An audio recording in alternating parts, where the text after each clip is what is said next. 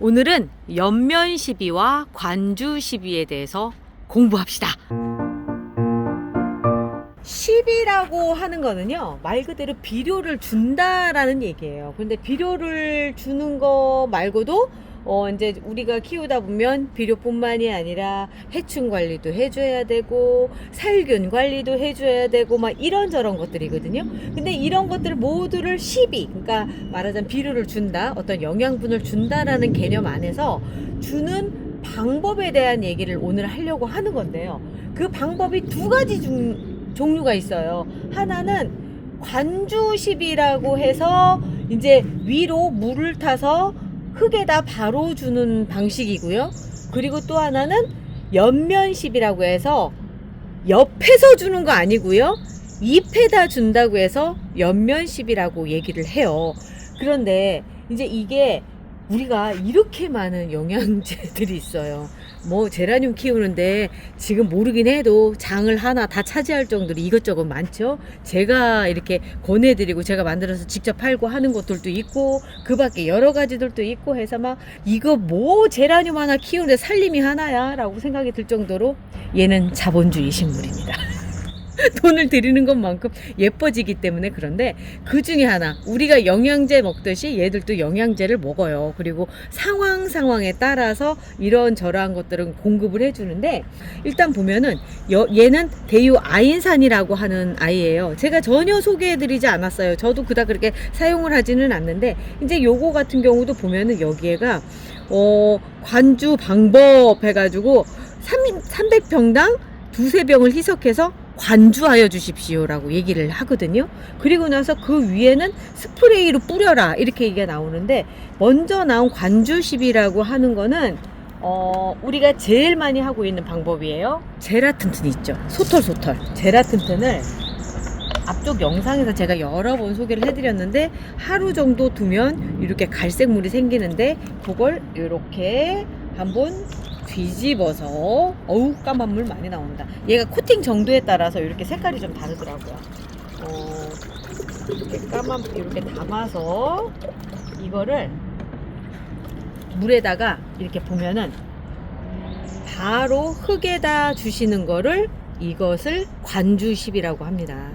그러니까 영양분이 바로 뿌리로 들어가는 거예요. 뿌리로 들어가서 위로 쭉 올라오면서 이 꽃까지 전달되는 그런 영양소들 같은 경우는 이렇게 관주시비가 가장 기본적인 방법이고요. 그리고 또 하나는 저면관수도 이렇게 하잖아요. 이렇게 주는 방식도 말하자면 관주시비라고 생각을 하시면 돼요. 그러니까 흙에다 줘서 흙을 통해서 바로 위에까지 올라오도록 하는 게 관주시비다, 이렇게 생각하시면 딱 쉽겠죠? 그러면 연면시비는 뭐냐?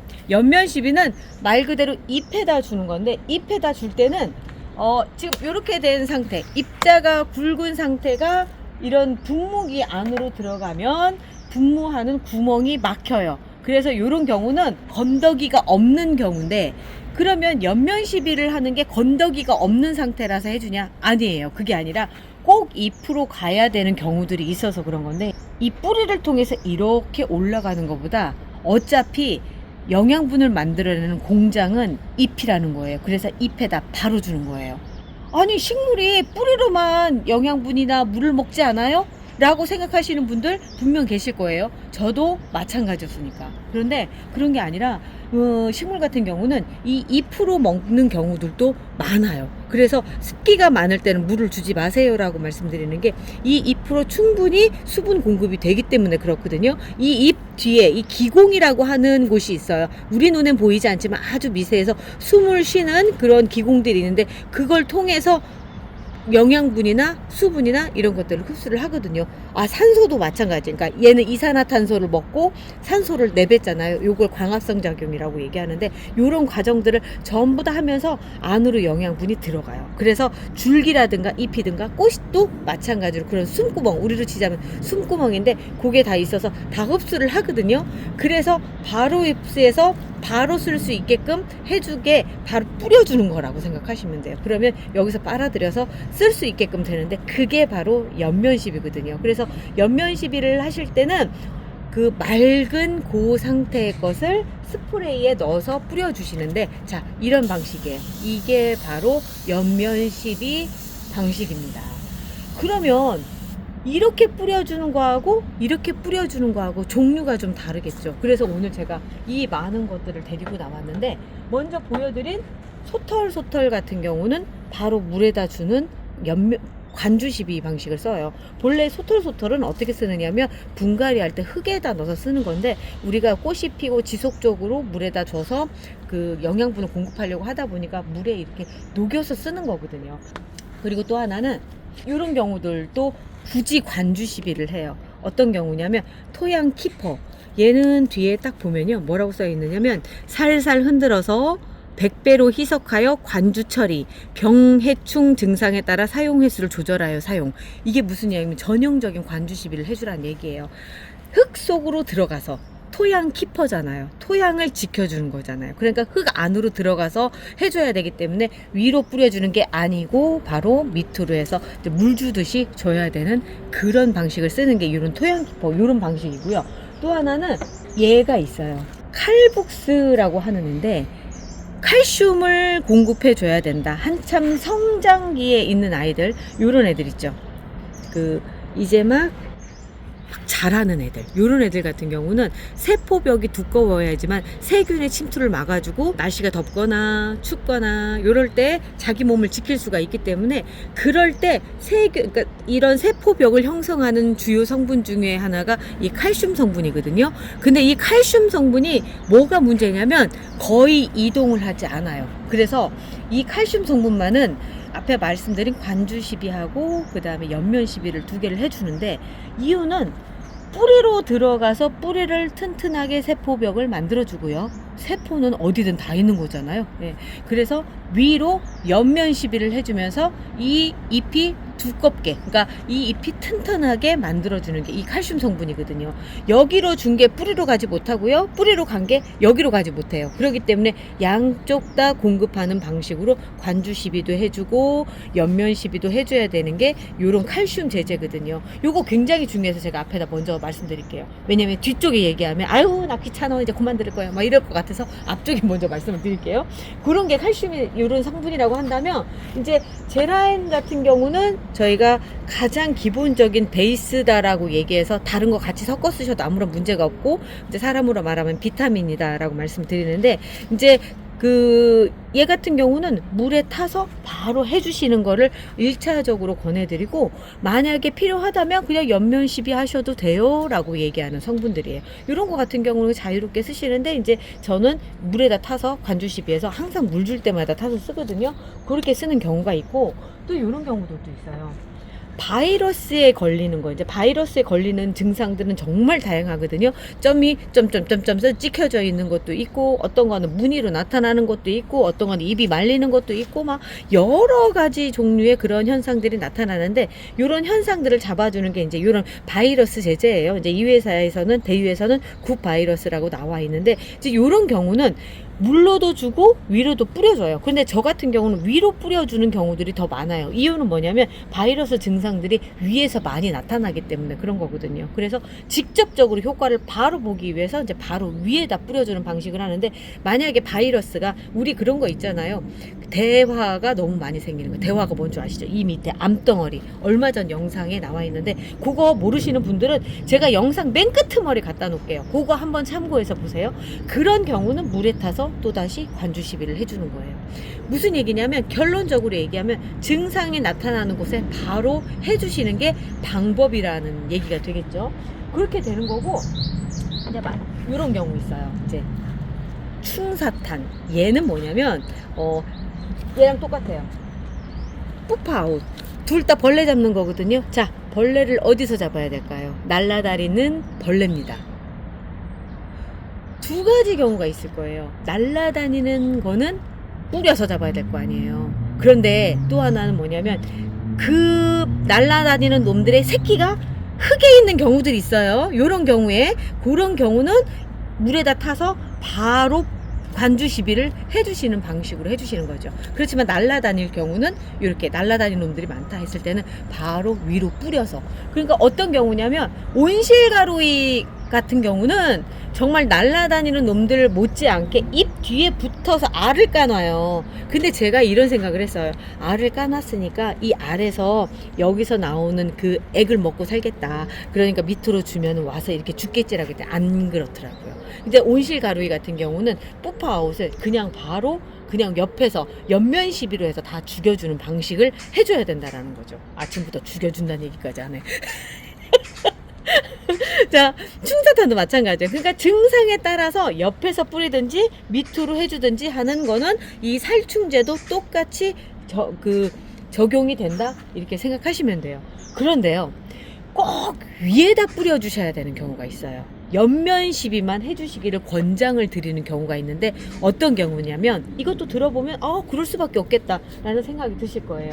자, 제라꽃봄 꽃도 보지만 얘의 가장 큰 핵심은 뭐냐면 살균제예요. 세균 곰팡이 제거거든요.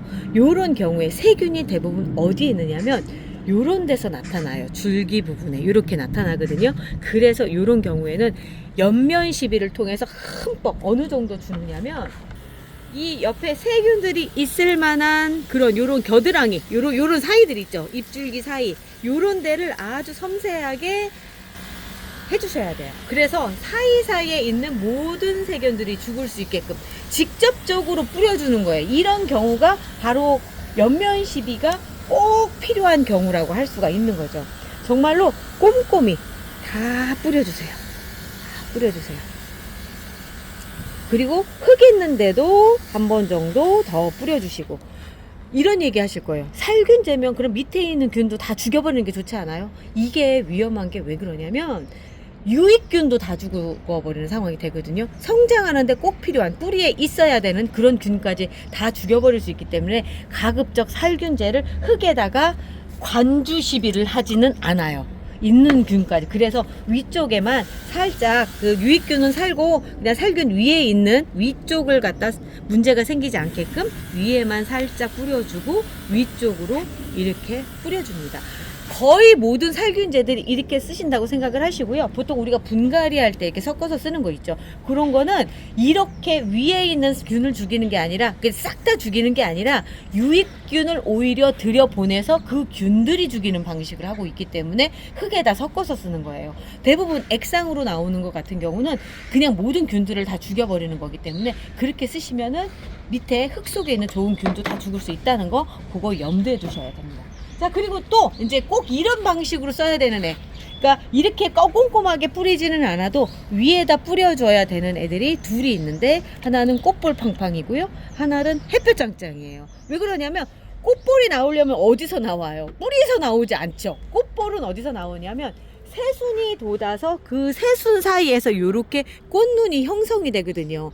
꽃눈이 형성이 되게끔 뿌려주는 게 뭐냐면 인산 성분인데 그 인산 성분도 이 칼슘 성분이랑 비슷하게 이동을 잘 안 해요. 그래서 뿌리에다가 넣어 주셔봐야 꽃 피는데 크게 도움이 되지 않아요. 그래서 직접적으로 꽃눈이 형성이 되는 여기 새순이 있는데 잎 쪽으로 뿌려주셔야 되는 게 이 꽃볼 팡팡이에요. 그래서 요 경우에는 반드시 옆면 시비를 해주셔야 된다라는 거고요.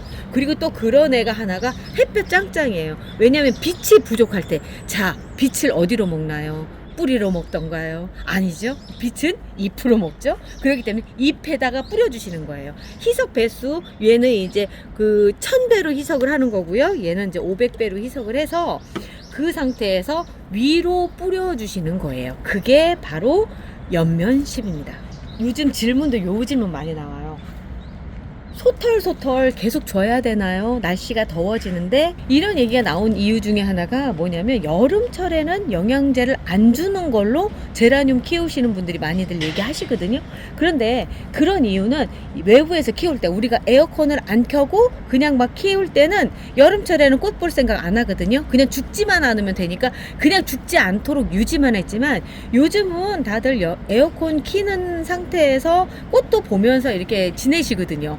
그래서 여름철 넘어가면 유기 영양제보다는 비료에 가까운 그런 애들을 써줘야 돼요. 그래서 이제 그럴 때 쓰는 게 이제 미리근이라든가 요런 애들을 써주거든요. 요런 경우에는 제가 미리 타왔어요. 미리근이라 미리 타왔습니다. 이렇게 그 물에다가 희석을 해서 이렇게 옆에다 주는 방식으로 또 주기도 해요. 그런 상태에선 영양분이 지속적으로 공급이 돼야 되는데 그 상황 안에서 유기 영양제를 줬을 때 위험할 수가 있다면 가급적이면 안전한 걸 선택을 해야 되잖아요.